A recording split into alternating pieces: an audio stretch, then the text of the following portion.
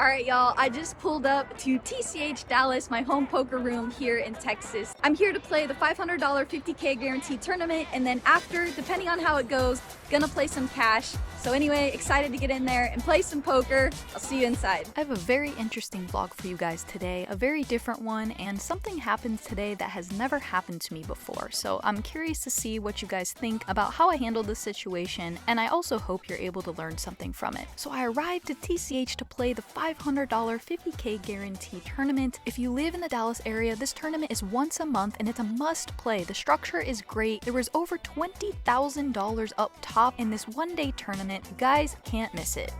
Oh my gosh, you guys, it is such a relief to finally cash a tournament after bubbling like the last 3 or 4 tournaments I've played. So it feels great, and now let's freaking spin this 5 big blinds up. We can do this.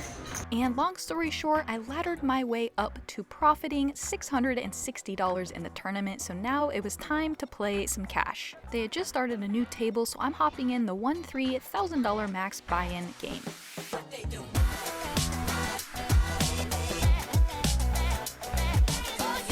I folded for quite a while and played some pretty insignificant pots before playing this hand, and in this one we are 1,000 effective. There's a raise in early position and a call from the hijack. I look down at pocket 8s in the small blind and I make the call. The flop is Jack 8-6 rainbow, so we flop middle set. I check it over to the original raiser and he bets $35. Middle position makes the call, and now it's on me. Definitely gonna raise this one up here, being out of position on a board that does connect with my opponents, and the early position raiser can definitely have some overpairs, and the middle position player is gonna have some weak holdings as well as hands like draws. So I raise to $145. The original raiser must have had some overcards or hands that didn't connect because he makes the fold. Now it's on the player in the hijack. He thinks for a very long time, he looks uncomfortable, doesn't look like he really wants to put in the call, but then he does place in the call for $145. This is where things get interesting. Once he makes the call, the dealer pulls in the chips, and now we're headed to a turn card. I think at this point, my opponent, who is not a very good player at all, he was doing a lot of very unconventional things and things that just proved that he was not a very studied or good player. He also hung on in some spots with hands like middle pairs and top pairs, so I know I can extract a lot of value from this opponent. The turn is the queen, so now if he has a hand like 9-10, he just got there, but if he has a hand like queen jack, he has 2 pair,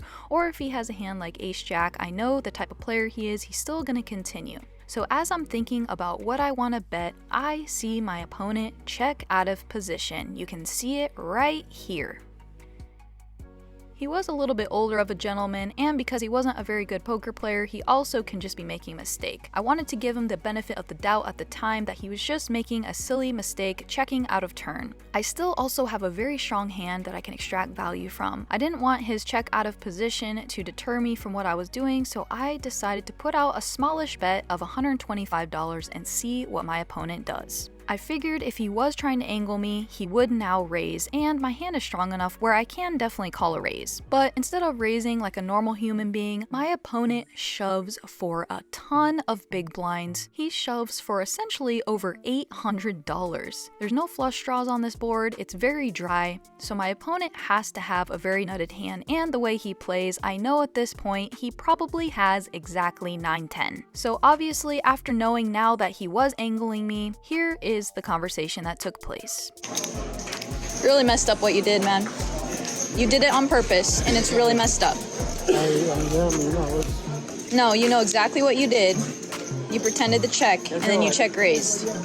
It's not a very honorable thing to do. It's very disrespectful, and it's not a good part of the game. You put 35, I call 35. No, I'm talking about on the... 45, 145. You pretended to check, and then you raised. That's an angle. So as you saw, this was a clear as day angle. Of course, in hindsight, I could have checked and made him check behind, but at the time, I wanted to give the player the benefit of the doubt and didn't think he was angling me. Again, also, I have a strong hand, so I don't necessarily want to check. I don't know my opponent has exactly 9-10, but after he shoves all in for a huge size, he actually got me to fold my set. Good on him for helping me save a bunch of money. It was really generous of him. I told him I hope he enjoys my $125. I'm sure he must really need it if he has to cheat and be an angler to get it. Alright, so after that hand, I was really tired, getting pretty hungry. I got up and requested a table change, played a few more hands before I decided it was probably best to leave. I'm one who's a firm believer in leaving when you don't feel like playing. If I'm not in a super positive, great mindset, then you know what? It's just time to go home. And today, that was the case.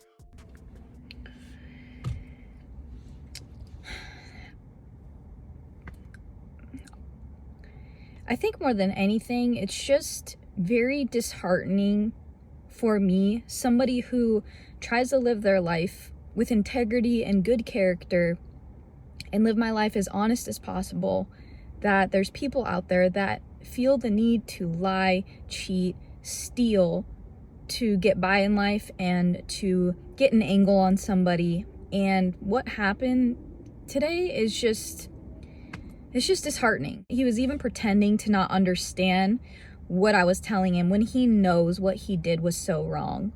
And it's just messed up. So I'm gonna go home, play the tournament, went really well, play cash, and now I'm stuck about $600 in the cash game, but I'm just gonna go home and do what I know is best and come back tomorrow and try to finish this session out and hopefully book a win. Obviously, it also sucks that I flop a set and he catches the one card on the turn or one of his outs on the turn. Anyway, I'm gonna go home, recoup, and come back tomorrow and hopefully not face any more anglers, angle shooters, and dishonest people at the poker table. Let's all just try to be better human beings. I'll see you guys tomorrow.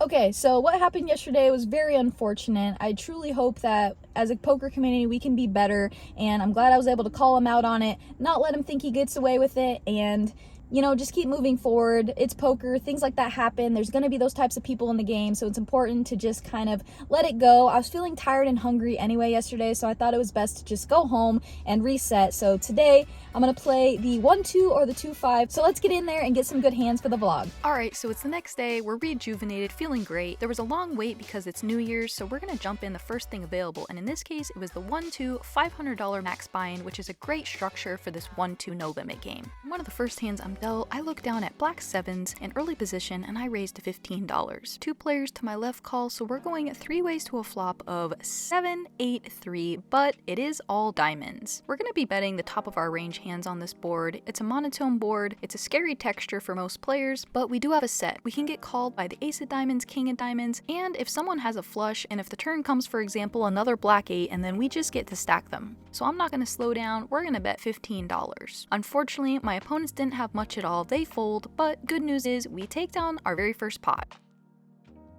In this hand, we have ace-7 of diamonds and there's a straddle under the gun. I raised to $10 and pick up 5 callers, so we're going 6 ways to a flop of ace, 10, king with 2 hearts. Even though we flop top pair, we have a terrible kicker on this very dynamic board. We don't have any hearts in our hand, so being out of position, this is probably just going to be a check fold. Sure enough, there is a bet and then a raise. It's important not to start barreling with hands like this, especially being out of position and into multiple players. We're gonna have other hands that can continue to aggression, for example, like ace-jack with a heart, king-queen with a heart, king-jack, those types of hands. Obviously, if we have jack-queen, then we have the nuts, so there's plenty of hands we can continue, and in these player pools, when you have top pair with a 7 kicker on this type of board, it's just a fold. In other games, in bigger games, flopping top pair, you hang on for dear life, but in this case, we're gonna muck and move on to the next hand. In this hand, there's a straddle under the gun to $5, there's 4 callers, and then I look down at ace-queen offsuit and make it $30. In hindsight, I think I should have been raising a lot bigger, especially with this hand. I pick up 3 callers, and we go 3 ways to a flop of 9, 6, 7 with 2 diamonds. Unfortunately, this is not a board I can continue betting with this exact hand, so I check. A player then goes all in, and then 2 players call the all in for $119. It's back on me, and we put in the fold.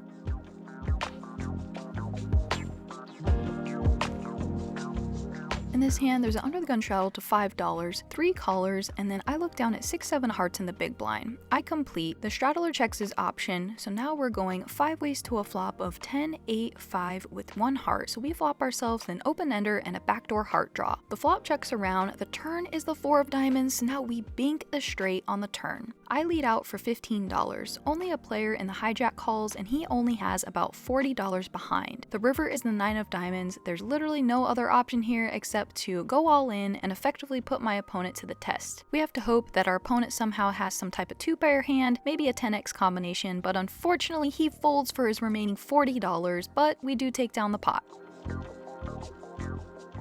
In this hand, there's a limp in the cutoff, and I'm in the small blind and look down at Queen 9 of hearts. I complete for $1, and then my opponent in the big blind, who's been very active in raising and 3-betting a lot, he makes it $15. The original limper, who's been pretty much limp calling every single bet pre-flop, he makes the call, and I complete as well. The flop is Jack 8 deuce with 2 clubs, so we flop ourselves a gut shot. I check, the original raiser checks, and the limper checks, so we're going 3 ways to a turn card, which is the deuce of hearts. All I have right now is Queen high, so we don't necessarily have showdown value. We do have some equity with our gut shot, and we block some hands my opponent can have like Queen Jack. We also unblock club draws. So I think this hand is good enough to start bluffing, and I put out a bet of $40. The big blind folds and the original limper calls, so now we're going heads up to a river card, which is bingo, the 10 of spades, so we do back into our gut shot straight. So we have to think about our bluffs and our value in this spot. I am going to have some club draws that want to continue bluffing. I might also have a hand like pocket 6s or 5s that I want to turn into a bluff. Some of my opponent's hands like 9-10, even though I block that, make pairs on the river, so I want to make it a little bit bigger of a size and try to get called by a jack, possibly a deuce if he somehow has that by the river, or a 10. I put out a bet of $100. Unfortunately, my opponent does make the fold, but we do get there with our gut shot, and it's nice when you're bluffing and you get there.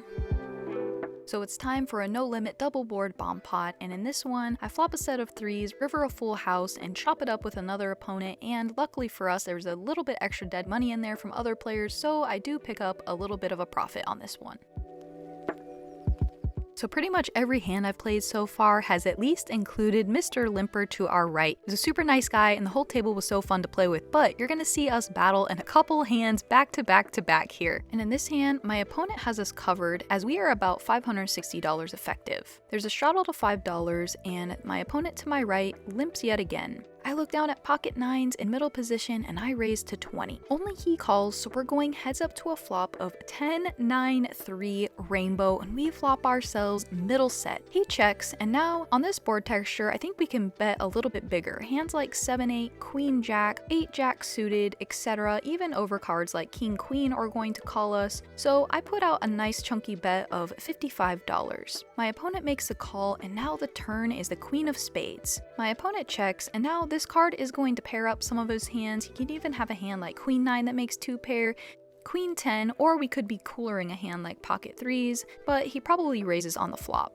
If he was calling $55 on the flop for a gut shot, well, good for you. We're not going to slow down with our set. I bet $125. My opponent then snap jams all in, and I'm not folding. Again, if he has King Jack, then good on him, and we still have outs to improve. We slide in the call, and the river is the 5 of hearts. My opponent flips over Queen 10 offsuit, we flip over our set, and we get the full double up.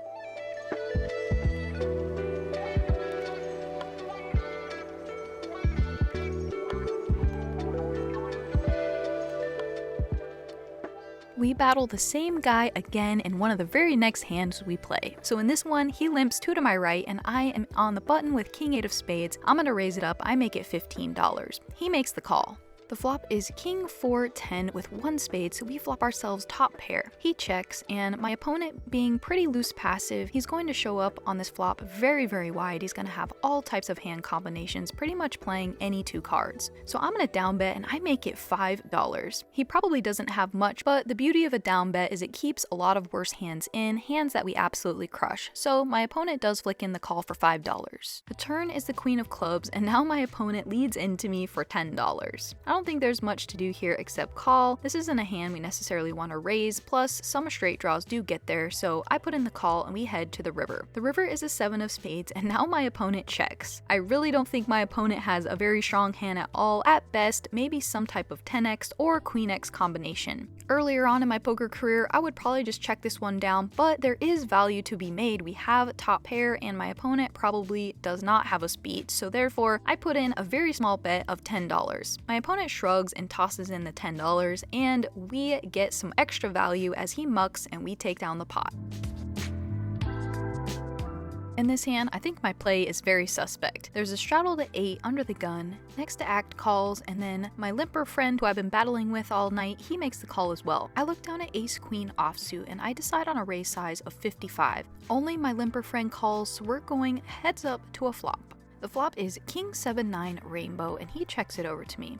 Normally I'd be down betting this board every single time, but for some reason I decided to check and I'm not sure why. So we're headed to a turn card, which is the deuce of hearts, and now my opponent bets $50. Now I'm a little bit lost in the hand. I was thinking at the time I could float and then maybe hit a pair on the river or turn my hand into a bluff, so I made the call. The river is the 10 of spades and now my opponent checks and he only has about $200 behind. We block the strongest hands like ace king. I'm not even sure if my opponent would raise that hand pre-flop, but we do block it. We also unblock heart draws that my opponent might have started bluffing on the turn, and we do block the stone nuts because queen jack is the nuts and we hold a queen in our hand. However, if my opponent had a pair of 9s or 7s, maybe even if he rivered a pair of 10s, I think we can get those to fold. So I shove all in, hoping that my opponent will find a fold. My opponent thinks for quite a while. I was thinking this bet is going to work, but then my opponent flicks in one chip. I immediately proudly flip over my bluff and he shows king queen of spades, so obviously that is not one of the hands I was trying to get to fold. I guess my opponent played it in a way that got maximum value, although he almost folded the river. So we tried to bluff, it didn't work, but we're gonna keep going and continue battling Mr. Limper. So now I've created a pretty wild image for myself and me and Mr. Limper have been battling all night and I'm determined to get the rest of his chips. In this hand, there's a straddle to $5 under the gun and Mr. Limper calls. I look down at ace deuce offsuit in the cutoff and I decide to raise this one up and play a pot in position against Mr. Limper. I make it $20 to go. I normally wouldn't even raise or isolate with a hand like ace deuce off, but I want my image to pay off and I want to play hands against this guy. He calls, so we're going heads up to a flop of queen 3-4 with 2 spades, so we flop ourselves, well, not much, but we do have a gut shot. Turning these hands into bluffs are great because if we face any type of aggression, they're hands that can easily fold. So on this flop, I'm gonna size up and I bet $50. My opponent makes the call, and so now we're headed to a turn card with our gut shot, but have no fear, we bink the 5 of hearts for a very sneaky straight on the turn. My opponent checks and now my image looks crazy. I'm going to bet big and try to start polarizing as I would with a lot of my bluffs, so I make it $100. My opponent calls and at this point he has about $300 behind. The river is the king of diamonds. My opponent thinks and thinks and thinks. He's not sure if he wants to check or bet. He tanks for quite a while before finally ripping all in. I couldn't snap call fast enough. He flips over queen jack of diamonds and I scoop and I win a big pot and get all my chips back from him on the last hand, and we got him. So shortly after that hand, it was time to rack up and cash out. We were in the game for $500, cashed out with $1,135 for a profit of $635. And if you're wondering what I use to track all of my poker stats, I use Poker Analytics. Check the link in the description or click at the top of the screen and try it out. It is the best. Alright, so a nice little bounce back session. Feels good after yesterday's kind of disappointing day to come back and book a solid win. Played pretty good, our image paid off, so we were in the game for $500, cashed out with $1,100 and some change for a profit of over $600. I will take that all day long. Anyway, if you guys enjoyed the vlog, would you do me a huge favor and go all in and like, comment, and subscribe? It would mean the world to me. We're just getting started. And guess what, you guys? Today marks the exact day 2 years ago when I recorded my very first vlog over at Venetian. So anyway, it's only up from here. I'll see you guys next time.